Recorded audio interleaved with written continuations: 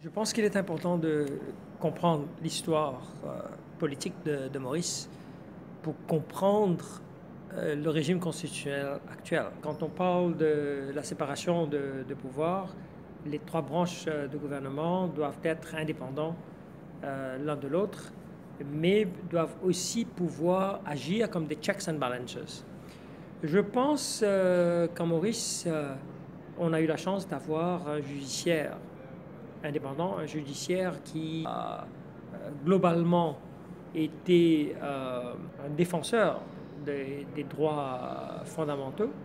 Je pense que globalement, on peut dire que Maurice, en tant qu'État démocratique, a su maintenir la séparation de pouvoir, mais il faut, dans le cadre d'une révision de notre régime constitutionnel, réfléchir sur les moyens de garantir plus d'indépendance au législateur par rapport à l'exécutif. Parce que l'exécutif émane dans le système mauricien du législateur et l'exécutif peut très souvent, grâce à sa majorité parlementaire, faire adopter toute loi qu'il souhaite.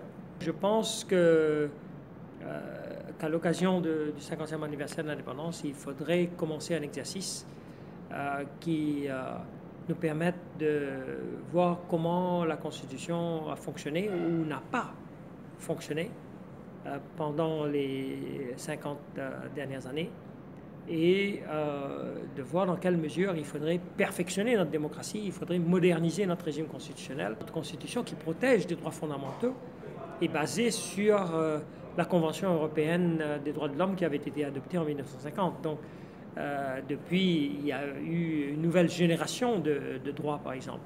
Et il faudrait, dans le cadre de cet exercice,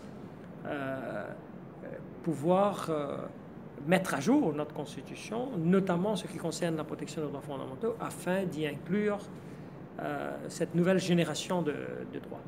À Maurice, nous avons un système westminstérien où les pouvoirs exécutifs sont entre les mains d'un Premier ministre et de son Conseil de ministres. Donc, si certains pouvoirs sont entre les mains d'un président qui n'émane pas nécessairement de cette majorité parlementaire, qui idéalement n'appartient pas à un parti politique, cela ne peut qu'être dans l'intérêt de la démocratie mauricienne. Notre Constitution prévoit effectivement certains pouvoirs importants pour le président. Mais le président, dans notre système actuel, n'a pas vraiment de légitimité populaire, alors que le Premier ministre l'a. Donc, si on veut conserver les pouvoirs du président afin d'éviter qu'il y ait une concentration de pouvoir entre les mains de l'exécutif politique, ça ne pourrait qu'être une bonne chose pour notre démocratie, mais dans ce cas-là, il faut revoir le mode d'élection du président afin que le président ait une légitimité beaucoup plus large.